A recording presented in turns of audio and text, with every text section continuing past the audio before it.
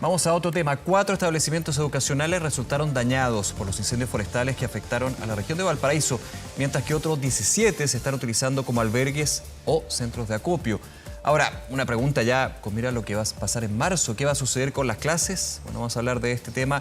Para eso estamos en contacto con la ministra de Educación subrogante, Alejandra Arratia. Ministra, ¿cómo estás? Muchas gracias por su tiempo. ¿Qué tal? Hola, buenas tardes, Nicolás. Buenas tardes a todas las personas que nos escuchan este martes en la tarde, ¿no? ¿Cómo ha sido el levantamiento de información y el catastro que ha hecho el Mineduc en las zonas afectadas por los incendios forestales ayer en la región de Valparaíso? Bueno, nosotros tenemos equipo, por cierto, en todas las regiones donde hemos estado haciendo el catastro. Primero tuvimos un reporte en el fondo como respecto a los establecimientos que estaban afectados. Luego nuestros equipos fueron a visitar los establecimientos. De hecho, si es que alguna persona de las que nos está escuchando tuvo conocimiento de los primeros reportes, en un principio teníamos 7 establecimientos que estaban afectados, pero luego con la visita esto bajó a 4. Ya. ¿Por qué baja? Porque tenían daños más bien como colaterales en el fondo, pero no eran daños en el establecimiento. No estructurales. Ahora, de esto, exacto. Ya. De hecho, de los 4, la verdad es que hay solo uno que tiene un daño más importante, que es un establecimiento que se está para cuyo, en el fondo, reposición, cuyo trabajo se está articulando con Desafío Levantemos Chile. En el fondo esta es una experiencia, ha sido una experiencia muy límite, por cierto, una catástrofe terrible, claro, que hemos tenido como país, y en este tipo de experiencia surge con mayor fuerza el apoyo y la importancia de la colaboración público-privada. En este caso, nosotros estamos teniendo esta colaboración público-privada con Desafío Levantemos Chile. Es una experiencia que ha habido en otros momentos también, lamentablemente en otros casos de incendio. De hecho, el mismo año pasado tuvimos también colaboración público-privada con otros establecimientos que se vieron afectados. Y en el caso de este establecimiento, que es en la Villa Independencia, de hecho, estamos teniendo trabajo articulado con Desafío Levantemos Chile, quien, bueno, aprovechamos en este espacio de agradecer, por cierto, tremendamente por su disposición, su colaboración y su permanente apoyo en este tipo de emergencia. Sí, bueno, me sumo de todas maneras a ese agradecimiento, ministra. Déjeme preguntarle por el detalle, creo que es importante para ir ya a lo que es el tema de esta conversación, que es marzo, obviamente. Son 4, uno que está con daños más graves. ¿Qué pasa con el resto de los 3? ¿Se pueden utilizar o están en una situación que está en evaluación? Sí, a ver, un primer tema. Los otros 3... A ver, vamos por partes. Los próximos 3 son 3 establecimientos que tienen daños más bien leves, que requieren reparaciones. Por ejemplo, son establecimientos que tienen daño en el cerco en el fondo que cierra los establecimientos. Algunos tienen problemas como en el tendido eléctrico, dado en el fondo, bueno, la afectación que tuvo, ¿no? Pero quiero ser súper clara porque se ha producido cierta como confusión respecto a los datos. Entre estos 4 establecimientos, la matrícula afectada directamente en estos 4 establecimientos son alrededor de 600 niños. Ok, los 4. Ahora, no está, exacto, entre los 4, porque son establecimientos, de hecho, hay un establecimiento que es un jardín infantil, que tiene 30 niños, ¿no? Que de hecho funciona con otro de los establecimientos. Pero en total son alrededor de un poquito menos de 600 niños. Pero estos niños no tienen riesgo de poder comenzar su año escolar. ¿Y por qué eso?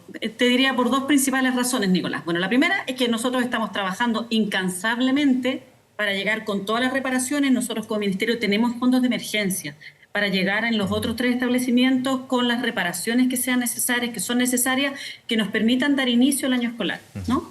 Ahora, eso es una línea de trabajo que estamos desarrollando. Aquí el objetivo es mantener, por cierto, el resguardo del inicio del año escolar.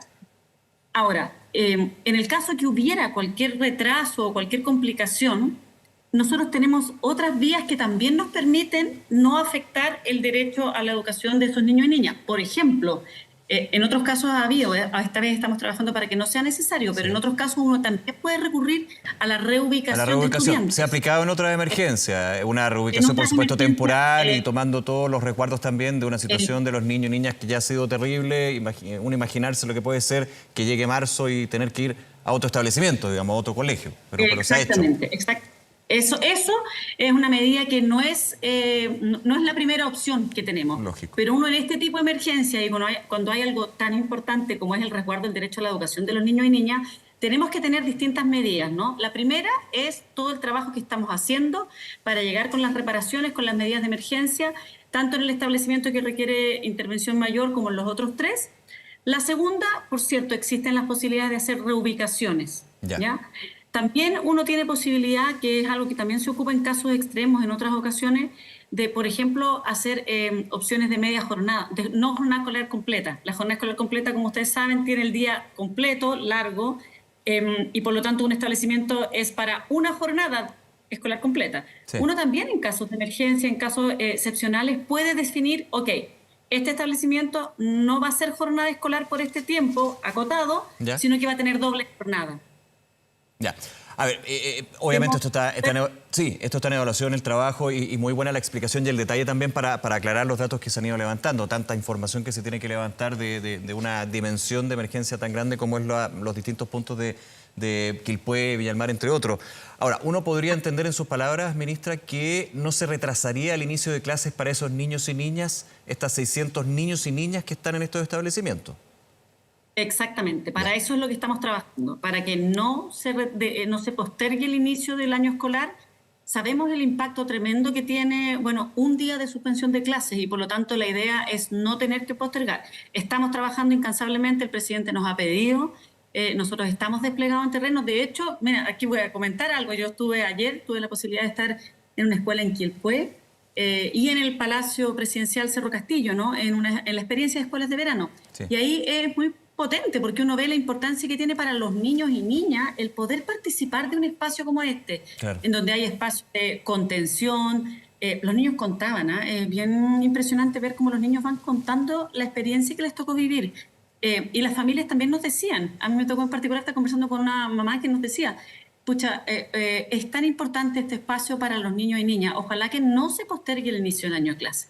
Entonces, quiero traer este ejemplo porque eso es lo que también nosotros tenemos eso muy en mente cuando estamos trabajando incansablemente para que no haya una afectación mayor al inicio del año escolar. Ministra, para que no haya una afectación en términos del inicio, ¿no? Sí, por supuesto. Y quiero ir también a la importancia que tiene para todos los niños y niñas, digamos, pero especialmente para niños y niñas que han visto esta tragedia. Pero hablábamos de la infraestructura. Ahora, ¿qué pasa también con la comunidad escolar, pensando en los profesores, profesoras, equipo administrativo, que uno entendería, y ahí el levantamiento de información es bien relevante, podrían vivir cerca de estos lugares, poder haber perdido sus casas? O sea, también está en una situación súper compleja, pensando de aquí a marzo que quedan un par de semanas solamente. Sí, eso totalmente es así. De hecho, claro, nosotros hablábamos de estos 600 niños, Nicolás, que son los niños que están en estas cuatro escuelas. Pero también hay que considerar que en la zona de afectación hay niños que iban a otras escuelas, ¿no? Que son escuelas que no fueron afectadas, pero que los niños pueden haber visto afectadas sus casas, ¿no? Entonces, lo que nosotros estamos haciendo es que, bueno, nosotros tenemos aquí trabajo intersectorial. Este también es un ejemplo de trabajo intersectorial. El Ministerio de Desarrollo Social toma la llamada ficha FIDE, la conocida como ficha FIDE, ¿no? Ellos tienen todos los datos, el detalle de la cantidad de adultos, de niños, de adultos mayores. Nosotros lo que hacemos en un trabajo articulado con ellos es que cruzamos los datos de la ficha FIDE con los datos que tenemos de los sostenedores, en particular aquí, bueno, el municipio de Villa Alemana, de Quilpué, de Viña del Mar y el Servicio Local de Educación Pública de Valparaíso. Cruzamos con los datos de estos servicios, o sea, de estos sostenedores, y con nuestro sistema, se llama SIGE, ¿no? Que es el sistema que permite pagar la subvención, llevar todo el registro, no sé, de la asistencia, de las notas de los niños. Cruzamos eso y esto nos permite identificar muy bien tanto los niños afectados como los que tú me preguntabas, adultos, profesores, asistentes de la educación, equipos directivos, de modo tal de poder... Claro, porque ahí el problema no solamente son 4 establecimientos, sino puede aumentar, aunque no hayan sido afectados por el fuego directamente, digamos, hay una afectación indirecta en la comunidad. Tal cual. Para los niños, que puede que su establecimiento, por ejemplo, la escuela que yo te comentaba ayer, ¿no? Es una escuela en Quilpué que estaba... Perfecto, igual estaban bien impresionados porque el fuego había llegado a 2 cuadras.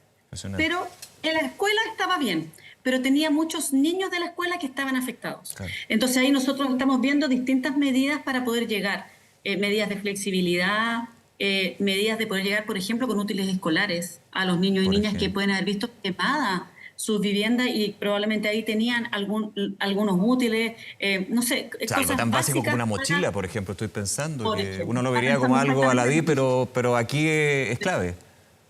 Exactamente, y estamos articulando también para, en el fondo, desde en el fondo los distintos actores del Estado que vamos a llegar con ayuda, poder llegar también, por ejemplo, con apoyo para los uniformes. Nosotros desde Junaep, bueno, se está haciendo ahora tanto el apoyo con escuelas abiertas como con alimentación.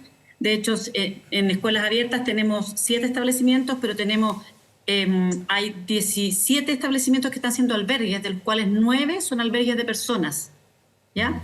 Donde están recibiendo alimentación también las personas, ¿no? Reciben sus 3 comidas, sus Sí. 4 comidas diarias, y además tenemos otros espacios que no son establecimientos, sino que son, por ejemplo, que sé yo, juntas de vecinos, espacios más comunitarios, donde también se está recibiendo Claro. alimentación.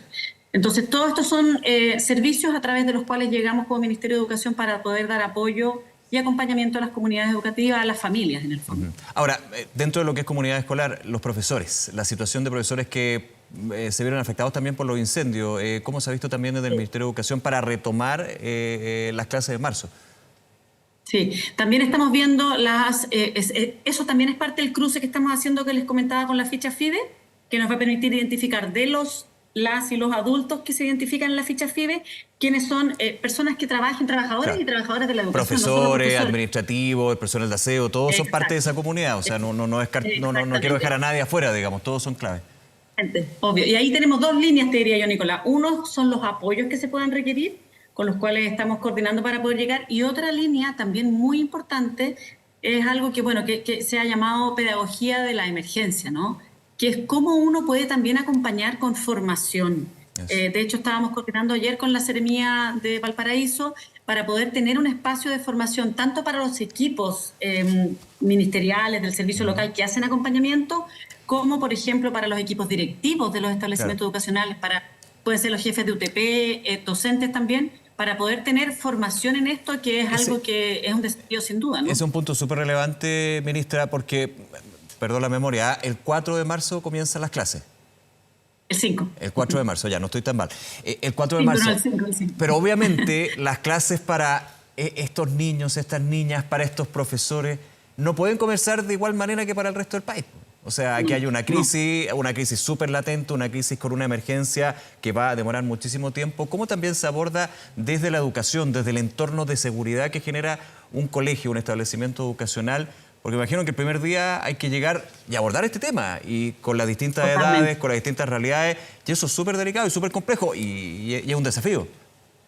Sí, totalmente. O sea, la escuela es, por cierto, un espacio de aprendizaje, de aprendizaje en un sentido amplio, ¿no? Pero la escuela es un espacio de protección, un espacio de comunidad, un espacio de cuidado, ¿no? Y por lo tanto es muy importante que, mira, en particular nuestro foco son niños y niñas, por cierto, pero todas las personas puedan tener un espacio donde poder conversar respecto a lo que sucedió, donde poder también conversar respecto a cómo ellos se han sentido, a cómo han enfrentado esta tragedia. Hay un elemento que es bien importante, y es bien importante desde la perspectiva formativa. Incluso me gustaría plantearlo para las familias que nos pueden estar escuchando y que a veces nos cuesta ver cómo acompañar a los niños y niñas. Situaciones dolorosas, situaciones de crisis, son parte de la vida, ¿no? Y son parte de lo que los niños y niñas van a vivir a lo largo de su trayectoria de vida. Lo importante es que ellos y ellas sepan que habemos, y aquí nos ponemos como parte, ¿no? Habemos personas adultas que estamos a cargo de la situación, que nos vamos a preocupar de contenerlos, de que ellos tengan un espacio seguro, que tengan un espacio protegido, que puedan expresar lo que sienten, que puedan expresar y sentir que es legítimo lo que ellos sienten. Entonces también ese es un aprendizaje que es importante que la escuela pueda gestionar, ¿no? Recuerdo el año pasado, a propósito de la emergencia cuando hubo las inundaciones. Claro. En una escuela, en la sexta región, los niños habían tenido una actividad muy bonita que puede servir como una ilustración. Los niños habían dibujado, eran niños de quinto básico, niños y niñas. Habían dibujado cómo se habían sentido de asustados ellos en ese contexto, pero también qué los había ayudado a ellos a sentirse seguros. ¿Ya? ¿Y qué características tenía la persona o el hecho que los había ayudado a sentirse seguros?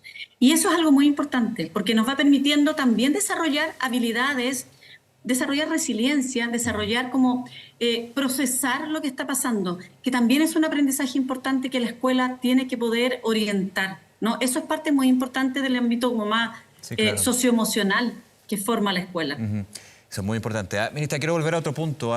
Vuelvo como al ítem infraestructura. Insisto, es un punto clave, no el único, digamos, en todo este punto, en todo este tema.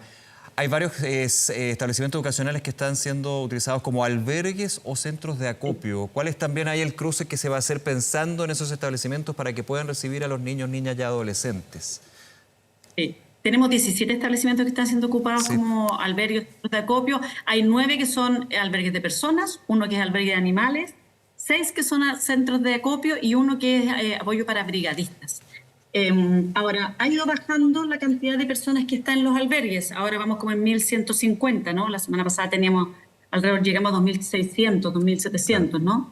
Ha ido bajando y lo que nosotros estamos trabajando articuladamente es poder disponibilizar lugares y espacios para poder recibir a las personas de modo tal que los establecimientos puedan, en el fondo, estar disponibles para el uso, para su limpieza y el uso a partir de la semana del 26. Esto es algo que... Claro. Además, nosotros tenemos disponibilizados, no en uso, pero sí disponibilizados 12 otros establecimientos en otras regiones que están como, por decirlo así, en condiciones de ser usados de albergue en caso que fuera necesario. Estamos en temporada de riesgo de incendio y por lo tanto aquí hay una coordinación que se hace con Senapred y con los distintos municipios para poder disponibilizar. Tenemos estos 12 que están disponibles tenemos estos 17 que ya están siendo utilizados. La idea es poder en el fondo ir organizando cómo dejar disponibles estos establecimientos para que puedan retomar el servicio educativo a partir de la primera semana la semana del 26 de febrero para poder hacer la limpieza. Claro, la última semana antes del inicio de clases para poder hacer, digamos, el concretar hacia la mirada del inicio escolar. Me imagino que acá lo tengo súper claro, por eso lo comento también. Aquí la idea no es cerrar un albergue con miras al 4 de marzo para que pase a ser 100% establecimiento educacional y si hay una familia albergada, ellos no tengan finalmente dónde albergarse. Perdón la reiteración, pero para que se entienda. No vamos a dejar a ninguna persona, ninguna familia atrás. La idea en el fondo ahí es cómo organizamos intersectorialmente para poder recibirlos en otros lugares sin tener mayor afectación al servicio educativo. Ya. Esto pensando en marzo. Ahora, y usted también lo mencionaba dentro de nuestra conversación, ministra, el hoy, pasado el fuego, con una emergencia que sigue, que tiene múltiples aristas, como también desde la educación, usted da el ejemplo, por ejemplo, de lo que se está haciendo con el Palacio Cerro Castillo, con lo que es escuelas abiertas, con las escuelas de verano, cómo también se ha ido integrando y trabajando desde la educación, la formación, lo psicoemocional, la situación de niños y niñas y adolescentes también que han vivido esta tragedia. Sí. Es muy importante. De hecho, la experiencia que está viendo ahora en Valparaíso es bien interesante que se incorporó como el plan de emergencia regional. Esto, por cierto, es algo que nosotros gestionamos como gobierno, en el fondo, rápidamente en este caso, pero además en el plan regional de abordar las emergencias quedó instalado ya el que haya un espacio para la atención de niños, niñas y adolescentes. En el fondo, niños, hasta los 13 años son las escuelas de verano, ¿no? Para estos casos de emergencia, donde tenemos distintos beneficios, ¿no? Uno es la posibilidad de poder recibir a los niños y niñas y darle atención, contención socioemocional, que ellos puedan, recrearse también, tener espacio más como de alguna manera formativo también respecto a lo que está pasando, deportivo, etcétera. Pero además esto también nos permite otros 2 elementos importantes. El primero es alimentación, porque también las escuelas abiertas implican alimentación, ¿no? Y el segundo es también que las familias puedan, los adultos y adultas responsables puedan hacer otras gestiones que muchas veces es necesario hacer en estos casos. Por ejemplo, renovación de documentos de identidad, por ejemplo. Trámites que se gestionan y que es importante realizar en el contexto de la emergencia. Nosotros, además, por ejemplo, vinculados a elementos de salud, ahora estamos en 7 establecimientos de los que están haciendo estas escuelas de verano. Escuelas abiertas, digamos, tenemos un operativo de oftalmológico. Tenemos 2 especialistas. Sí. Claro, y están 2 especialistas, doctores o doctoras oftalmológicos, digamos, atendiendo niños, niñas, personas de las comunidades que requieran una atención específica, ¿no? Y es una atención que se hace de 9 de la mañana a 5 de la tarde, todo el día, de modo tal de poder llegar con esos servicios a las comunidades educativas. Un último punto, pensando en lo que está pasando ahora y lo que va a acontecer, digamos, cuando reinicie el año escolar. Salud mental, clave también aquí en todo lo que se ha ido viviendo y lo se va a vivir. ¿Cuáles son los focos o la clave ahí que está puesto? Bueno, eso es algo que está muy de la mano de lo que hablamos hace un par de minutitos de la pedagogía de la emergencia. Porque efectivamente aquí hay una situación traumática y parte de esta pedagogía de la emergencia o parte de los elementos de salud mental implican ir abordando estos hechos en la experiencia formativa. Aquí también es bien importante señalar que hay algún ámbito que se trabaja a nivel más pedagógico, que se trabaja como parte de la escuela. También hay otro ámbito cuando hay experiencias que van más allá, que son traumáticas como más allá como o que requieren una atención mayor, que nosotros hacemos la articulación intersectorial. Y por cierto, coordinamos con salud, por ejemplo, para poder hacer las derivaciones en los casos que sea necesario, porque aquí también es importante, muchas veces a la escuela se le piden, muchas cosas. Claro, se le pide todo. Claro, y es el rol de la escuela abordar muchos de estos desafíos, pero hay algunos de estos desafíos que ya son parte de lo que requiere atención de salud, en el fondo salud primaria, y requiere una interconsulta, una atención un poco más especializada, ¿no? Claro. Los establecimientos educacionales tienen duplas psicosociales que pueden hacer este trabajo y que lo abordan. De hecho, nosotros vamos a estar acompañando además con formación en pedagogía de la emergencia, pero también es importante que vamos a estar haciendo las articulaciones necesarias para poder hacer las derivaciones en los casos que sea necesario. Ahora, en el catastro y el diagnóstico también que han hecho como Mineduc, ministra, y en el trabajo intersectorial, pensando en el MIMBO, el MOP y otros, desarrollo social, en los establecimientos afectados, usted me comentaba, uno de mayor gravedad, los otros también que hay que solucionar unos temas de aquí a marzo. ¿Se ve alguno de ellos que tenga que ser reubicado en términos del peligro para eventuales, no lo quiera, pero eventuales y futuros incendios forestales de ese tipo o algún tipo de emergencia? Es lo que se piensa también en términos de la reconstrucción para las viviendas, lugares donde no se podía construir, lugares donde hay que reconstruir de una manera y en pensamiento de futuras emergencias. ¿Eso pasa también con los colegios? Mira, lo que nosotros tenemos con estos establecimientos es que estos 4 requieren más, hay uno que requiere el trabajo mayor, que es el que estamos abordando con Desafío Levantemos Chile, los otros 3 requieren un trabajo que es en el lugar y que son reparaciones más bien menores, entre comillas, son afecciones más leves y por lo tanto no se está pensando en su reubicación. Ahora, sin lugar a duda, igual, y este es un comentario que trasciende al caso particular en este momento, ¿no? Yo creo que la situación que tenemos en el fondo de desafíos de sostenibilidad y de sustentabilidad de la vida en el fondo del planeta frente a los fenómenos de cambio climático, a todos los impactos que estamos viendo, implican sí pensar nuestras ciudades desde una perspectiva un poco más de largo plazo, pensando en cómo de alguna manera resguardar el cuidado del medio ambiente y el cuidado también de un modo más sostenible de cómo desarrollamos las ciudades, ¿no? Pero por cierto, lo que nosotros estamos viendo en estos 4 establecimientos en particular es que la reparación puede ser en los lugares en que se ubican actualmente. Perfecto. Alejandra Arratia, ministra de Educación subrogante, nuevamente muchas gracias por acompañarnos esta tarde. Que le vaya muy bien. Muchas gracias. Saludos a ustedes. Hasta luego. Gracias. Saludos también. Hasta luego.